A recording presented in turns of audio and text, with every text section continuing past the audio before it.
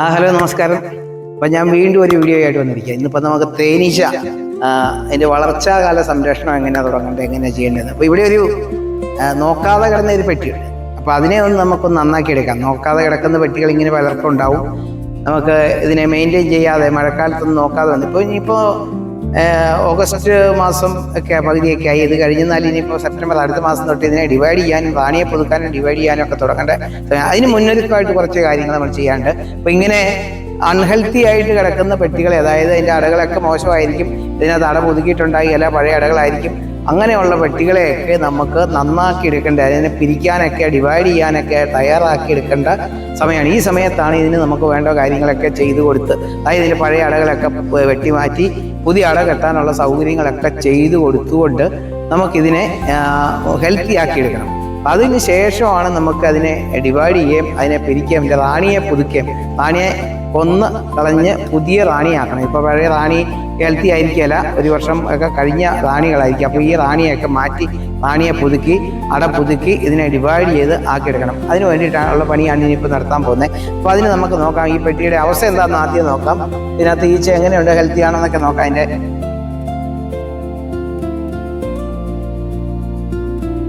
ഈച്ചയുണ്ട്. അപ്പോൾ ഇതിൻ്റെ തേനെടുത്ത് കഴിഞ്ഞുള്ള അടകൾ പോലും വെട്ടി മാറ്റി കളഞ്ഞിട്ടില്ലായിരുന്നു, നോക്കാതെ ഇരുന്നാണ്. അപ്പോൾ ഈച്ചയുടെ വലിപ്പം കണ്ടറിയാം, വലിപ്പം കുറഞ്ഞിട്ടുണ്ട്. ഈച്ച ഹെൽത്തി അല്ല എന്നുള്ളതാണ്, ആഹാരം ഇല്ലാത്തതുകൊണ്ട്. അതിന് തേനെന്നുള്ളതെല്ലാം കുടിച്ച് കഴിഞ്ഞു പോയി. ഇവിടെ തേൻ വെച്ചിരുന്ന ആ തേനെല്ലാം കുടിച്ച് കഴിഞ്ഞു, പിന്നെ ഒന്നും കിട്ടാനില്ലാത്തതുകൊണ്ട് ഈച്ചയുടെ ആ വലിപ്പം പോലും കുറഞ്ഞു. അപ്പോൾ നമുക്ക് ഇനി ചെയ്യേണ്ടത്, അപ്പോൾ ഇതിന് കുറച്ച് പണിയുണ്ട് കേട്ടോ. എന്താണെന്ന് വെച്ചാൽ ഇങ്ങനെ ഇരിക്കുന്ന പെട്ടികൾക്ക്, ജീവനിലായിരിക്കുന്ന പെട്ടികൾ അറ്റായിക്കാൻ സാധ്യതയുണ്ട്. അതുകൊണ്ട് നമുക്ക് മുഖത്തൊരു വലയിടാം. അതുപോലെ സ്മോക്കർ എന്ന് പറഞ്ഞ സാധനം, പുകയ്ക്കുന്ന സാധനം, ഇതൊക്കെ ഇവിടുത്തെ പുകയെ കൊടുത്തു കഴിഞ്ഞാൽ എടുക്കുവാണെങ്കിൽ നമുക്ക് കുത്തു കിട്ടിയല്ല. അപ്പോൾ അതിനു വേണ്ടി കുത്തൊന്നും മേടിക്കേണ്ട ആവശ്യം, നമുക്ക് പതുക്കെ സാവധാനത്തിൽ ഇങ്ങനെ സാധനം ഇട്ടാൽ മുഖത്ത് കുത്തിയല്ല. സ്മോക്കർ, ഇനിയിപ്പോൾ സ്മോക്കർ വേണം. സ്മോക്കറിനകത്ത് നമ്മൾ ഓൾറെഡി ചകിരിയൊക്കെ ഇട്ട് കത്തിച്ച് വെച്ചിട്ടുണ്ട്. ഇതിനകത്ത് ചകിരിയൊക്കെ നിറച്ച് കത്തിച്ച് വെച്ചിരിക്കുന്നതാണ്. അപ്പം ഇങ്ങനെ കുറച്ച് പുക കൊടുത്തു കഴിഞ്ഞാൽ ഈച്ചകൾ അധികം നമുക്ക് പ്രശ്നം ഉണ്ടാക്കിയില്ല.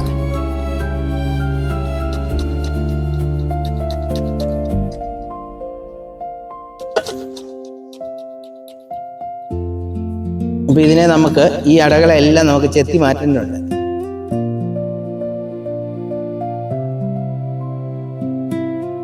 മുഴുവൻ തേനൊന്നും കുടിച്ചിട്ടില്ല, പക്ഷെ അതങ്ങനെ അത്യാവശ്യ സമയത്തേക്ക് വേണ്ടിയിട്ട് കുറച്ചൊക്കെ സ്റ്റോർ ചെയ്ത് വെച്ചിട്ടുണ്ട് തേന്. പക്ഷെ അത് പോരാ. അപ്പോൾ ഇതിന് നമുക്ക് ആഹാരം കൊടുത്തു തുടങ്ങണം. കാരണം ഇവർ ഇത് ഇരുന്നാലും ഇതങ്ങനെ കുടിക്കുകയില്ല. കാരണം കുറച്ച് ബാക്കി വെക്കുക. എന്തെങ്കിലും അത്യാവശ്യ സാഹചര്യത്തിൽ ഉപയോഗിക്കാനായിട്ട് കുറച്ച് തേനൊക്കെ ഇവർ വെച്ചിട്ടുണ്ട്. അത് നമുക്ക് ചെത്തി ഇതിനെ തന്നെ പിഴിഞ്ഞൊഴിച്ച് കൊടുക്കാം നമുക്ക്.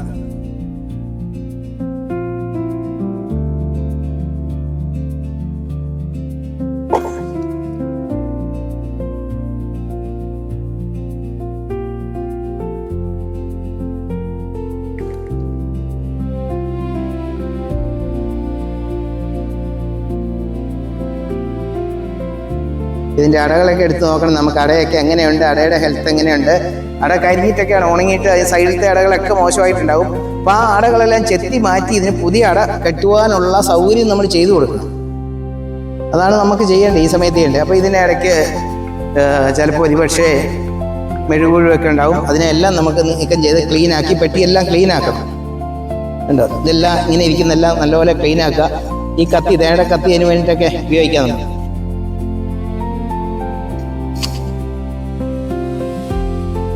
അപ്പോൾ എന്നിട്ട് ഇനി പതിയെ ഇതിൻ്റെ മേൽത്തട്ടായിരുന്നു, തേനെടുക്കാൻ വേണ്ടി എടുത്ത മേൽത്തട്ടായി, ഇതങ്ങ് മാറ്റാം, നമുക്ക് പതിയെ മാറ്റാം. ഇവിടെ ഒട്ടിച്ച് ഇതിങ്ങനെ പതുക്കെ ഇതങ്ങ് മാറ്റുക. അതിനുശേഷം ഇത് കണ്ടോ, ഈ അടയുടെ മുകളിൽക്കിടെയുള്ള ഇതെല്ലാം നമുക്ക് ചെത്തി കളയണം, ക്ലീനാക്കണം.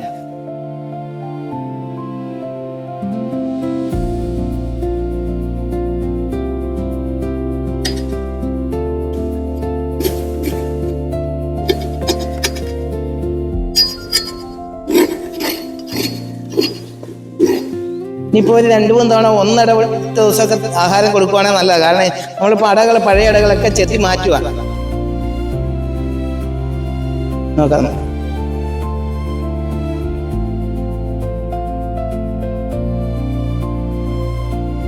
ഈ അടയിൽ മുട്ടയും പുഴുവും ഒന്നുമില്ല, കരിഞ്ഞുണങ്ങിയ അടയാണ്. ഇത് ഇരുന്നാലും ഈച്ചയ്ക്ക് വളർത്താൻ പറ്റിയല്ല.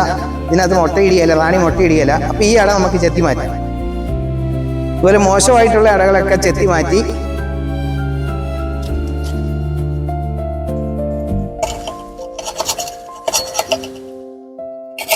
ഫ്രെയിമൊക്കെ ക്ലീൻ ചെയ്ത് അടകളൊക്കെ ചെത്തി, പഴയ അടകളൊക്കെ ചെത്തി മാറ്റി കൊടുക്കണം.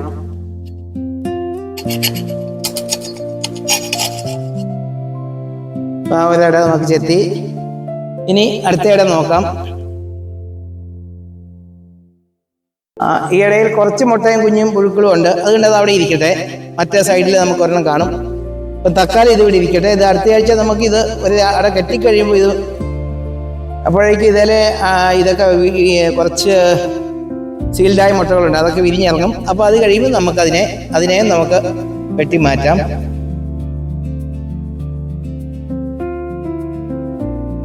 ഇനി ഇതിൻ്റെ അടിപ്പലയൊക്കെ ക്ലീൻ ചെയ്യാനുണ്ട്, അത് ഞാൻ കാണിക്കാം. ഇതിനെ നമ്മൾ ഈ സൈഡിലേക്ക് മാറ്റി ഇത്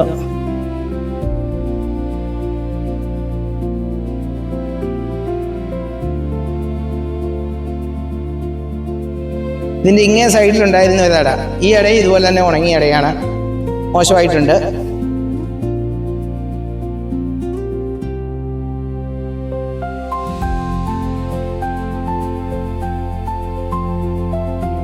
അപ്പൊ ഇതിവിടെ നമ്മൾ ചെത്തി മാറ്റി. അപ്പൊ രണ്ടട ഇത് തന്നെ ചെത്തി മാറ്റി.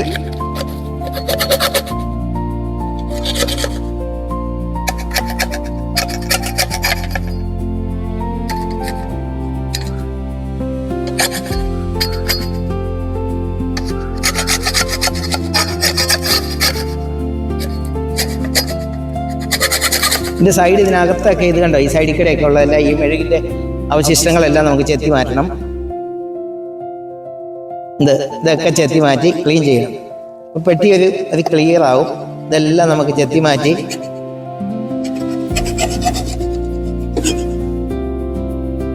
ഇതിനെ നമ്മൾ ഈ സൈഡിലേക്ക് ഇട്ട് കൊടുത്തു.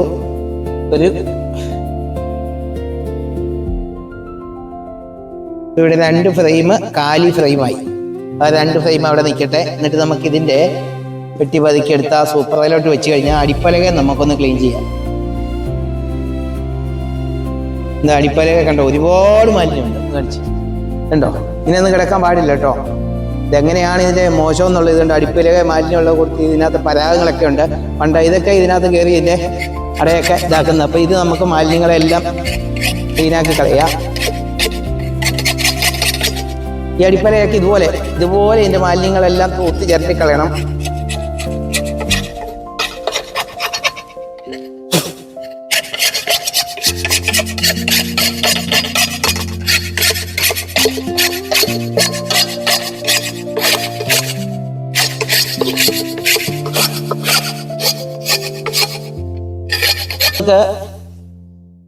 പതുക്കെ എടുത്തു വെച്ചു.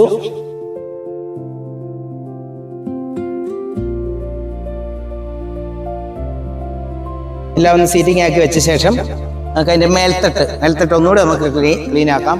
ഇതിൻ്റെ അടിയെല്ലാം ഒന്ന് ക്ലീൻ ആക്കി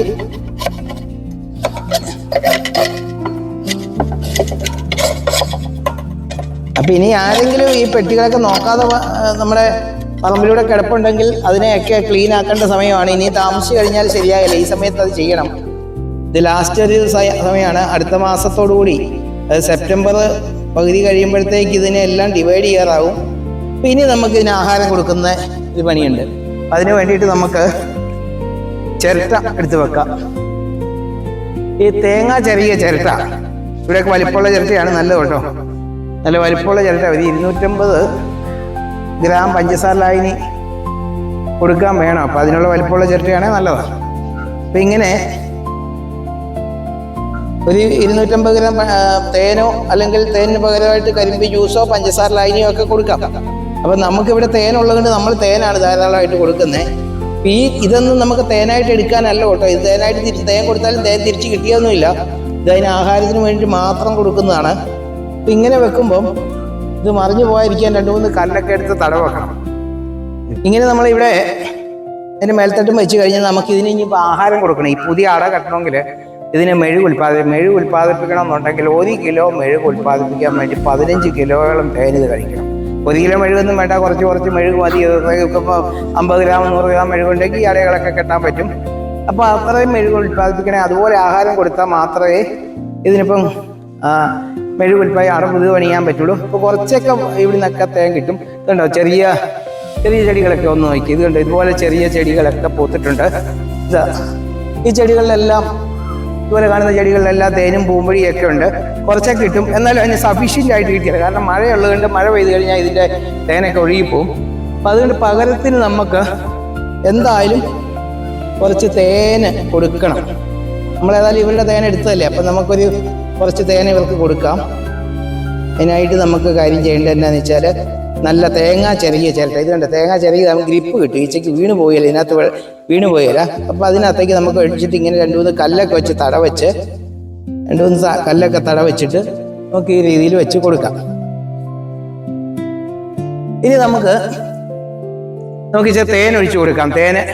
ഇതിനൊഴിച്ചു കൊടുക്കാം. പക്ഷെ തേനെ എനിക്ക് തോന്നുന്നത് തേൻ എടുത്തേച്ച് തേൻ തന്നെ ഒഴിച്ചു കൊടുക്കുന്ന എല്ലാവർക്കും സാധാരണ കൃഷിക്കാർക്ക് ലാഭകരമല്ല. ഇപ്പം ഇതിന് ആഹാരമായിട്ട് തേനിന് പകരം പഞ്ചസാര ലൈന് കൊടുത്താലും മതി. 1 കിലോ പഞ്ചസാരയ്ക്ക് ഒരു 900 മില്ലി 1 ലിറ്റർ വരെയൊക്കെ സാമാന്യം കട്ടി കിട്ടുന്ന പോലെ പഞ്ചസാര ലൈന് കലക്കി അത് കൊടുത്താലും മതി. കാരണം ഇതിന് ആഹാരമായിട്ട് കൊടുക്കുന്നത്, അല്ലാണ്ട് ഇത് നമുക്ക് തേനെടുക്കാൻ വേണ്ടിയിട്ടല്ല കേട്ടോ. പഞ്ചസാര ലൈന് കൊടുത്ത് ഒരിക്കലും തേനെടുക്കാൻ പറ്റിയല്ല. ഈ മഴക്കാലത്ത് ഇതിനിപ്പോൾ തേൻ എടുക്കുന്ന സമയമല്ല. തേൻ കിട്ടുന്നത് മാർച്ച് മാസത്തിലാണ്. ഫെബ്രുവരി ലാസ്റ്റ് തൊട്ട് മാർച്ച് ഏപ്രിൽ മാസങ്ങളിലാണ് തേൻ കിട്ടുന്നത്. ആ സമയത്തൊന്നും നമുക്ക് ഈ ആഹാരം കൊടുക്കേണ്ട ആവശ്യമില്ല. ഇഷ്ടം പോലെ ആഹാരം കിട്ടുന്ന സമയത്ത് സഫീഷ്യൻ്റ് ആയിട്ട് ഇഷ്ടം പോലെ ആഹാരമൊക്കെ പ്രകൃതിയിൽ നിന്ന് കിട്ടുന്ന സമയത്ത് നമുക്ക് ഒരിക്കലും ആഹാരം കൊടുക്കേണ്ട ആവശ്യമില്ല. പക്ഷേ ഇപ്പോഴെന്ന് പറഞ്ഞാൽ മഴക്കാലമാണ്, ആവശ്യത്തിന് ഫുഡ് കിട്ടാത്തതുകൊണ്ടാണ് നമുക്ക് ആഹാരം കൊടുക്കുന്നത്. തേൻ കൊടുക്കുക എന്ന് പറഞ്ഞാൽ നമുക്കത് ആദായകരമല്ല. അതുകൊണ്ട് നമുക്ക് പകരം പഞ്ചസാര ലൈനിയോ കരിമ്പ് നീരോ ഒക്കെ കൊടുക്കാം. അപ്പോൾ ഇവിടെ നമുക്ക് എന്നാന്ന് വെച്ചാൽ തേൻ ഇഷ്ടം പോലെ ഉണ്ട്. പഴയ തേനൊക്കെ ഇരിപ്പുണ്ട്. അതായത് ഇതായിട്ട് ഡാമേജ് ആയി വരുന്നതും അല്ലെങ്കിൽ ഇരിക്കുന്ന പഴയ തേനുകളൊക്കെ ഇരിപ്പുണ്ട്, ഇഷ്ടം പോലെ ഉണ്ട്. അപ്പോൾ അതുകൊണ്ട് നമുക്ക് തേൻ തന്നെയാണ് നമ്മൾ ഒഴിച്ചു കൊടുക്കുന്നത്.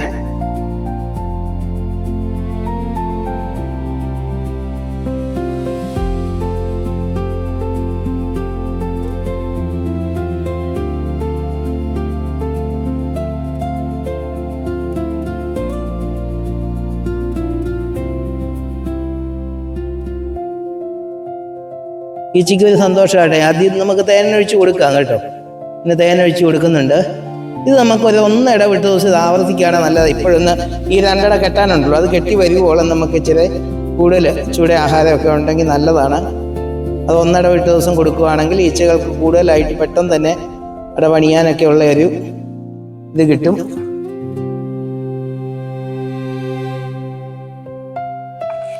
അപ്പോൾ ഇതാ ഇങ്ങനെ നമ്മളെല്ലാം സെറ്റ് ചെയ്ത് വെച്ചു, ആഹാരം കൊടുത്തു. ഇനി നമുക്കൊരു ഇത് നാളെ കഴിഞ്ഞ് മറ്റന്നാൾ ഈ വീണ്ടും ഇതുപോലെ കൊടുക്കുക. അങ്ങനെ റിപ്പീറ്റ് ചെയ്ത് 2-3 തവണ കൊടുക്കണം. കാരണം എന്താ വെച്ചാൽ ഈ വളരെ ക്ഷീണിതനായിരിക്കുന്ന ഈച്ചയാണ്. അതുകൊണ്ട് ആഹാരം കൃത്യമായിട്ട് കൊടുത്തില്ലെങ്കിൽ ഈച്ച ആദ്യത്തെ തന്നെ കുടിച്ചിട്ട് സ്ഥലം വിടാൻ സാധ്യതയുണ്ട്. അപ്പം അതുകൊണ്ട് നമ്മൾ ഇനിയിപ്പോൾ 1 ഇടവിട്ട് ദിവസം ഒരു 2-3 തവണ കൊടുത്ത് പുതിയൊരു അട കെട്ടി വരുന്നിടം വരെ നമുക്ക് ഇത് ആവർത്തിക്കാം. അത് കഴിഞ്ഞാൽ ആഴ്ചയിൽ ഒരിക്കൽ കൊടുത്താൽ മതി. അപ്പം കൊടുക്കുമ്പോൾ ഏറ്റവും ചുരുങ്ങിയത് ഒരു 250 ഗ്രാം തേന്, അല്ലെങ്കിൽ തേനിന് പകരമായിട്ട് 250 ഗ്രാം പഞ്ചസാര എടുത്ത് 250 ml വെള്ളവും ചേർത്ത് നല്ലപോലെ അലിയിച്ച് ഓരോ ബോക്സിനും കൊടുക്കുക. ഇങ്ങനെ ആഴ്ചയിൽ 1 വെച്ച് കൊടുത്തു കഴിഞ്ഞാൽ അടുത്ത മാസം ആകുമ്പോഴത്തേക്ക് ഈ പെട്ടി 2 ആക്കി നമുക്ക് ഡിവൈഡ് ചെയ്യാം. അതാണ് ഇതിൻ്റെ ഒരു. അതുപോലെ തന്നെ അടുത്ത മാസം തന്നെ ഡിവൈഡ് ചെയ്ത് കഴിഞ്ഞാൽ ആ പഴയ ക്യൂവിനെ നമുക്ക് മാറ്റാം. ഡിവൈഡ് ചെയ്ത് കഴിഞ്ഞിട്ട് പഴയ ക്യൂവിനെയൊക്കെ ഒഴിവാക്കി നമുക്ക് ക്യൂവിനെ പുതുക്കിയെടുക്കാം.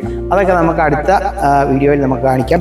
ഇപ്പം നമുക്കിതിനെ കെട്ടിവെക്കാം, അടച്ചു വെക്കാം, നനയാതെ വെക്കണം. ഇനി ശ്രദ്ധിച്ചു പോയില്ലെങ്കിൽ ഈ പെട്ടി പോകാൻ സാധ്യതയുണ്ട്. ഇനി എല്ലാം വളരെ ശ്രദ്ധാപൂർവ്വം നോക്കുക. ഇനി ഒട്ടും ഡാമേജ് ആകാതെ ഒട്ടും നനയാതെ വളരെ വൃത്തിക്ക് സൂക്ഷിക്കുക. ഞാനിപ്പോൾ ഇത് പ്ലാസ്റ്റിക് കൂടി ഇട്ട് ചുറ്റും കവർ ചെയ്യാണ് നല്ലതാണ്. ഇവിടെ ഇപ്പം ഞാനിപ്പോൾ ഒരു ക്യാന് വട്ടം 2 ഇഞ്ച് ഇങ്ങനെ ആക്കി വെച്ചിരിക്കുകയാണ്. അപ്പം അത് പറന്നു പോയിരിക്കാൻ വേണ്ടിയിട്ട് നമുക്കൊരു വെയിറ്റും കൂടെ വെക്കാം. അപ്പം വെയിറ്റ് വെക്കുന്ന എന്തെങ്കിലും വെച്ച് വെക്കാം. ഇത് ക്യാനിൻ്റെ ആവശ്യമില്ല, പ്ലാസ്റ്റിക് ഷീറ്റ് ഇട്ട് കവർ ചെയ്ത് വെച്ചാൽ മതി. അതാണ് നല്ലത് കൂടുതൽ. അപ്പം ഓക്കെ, താങ്ക് യു.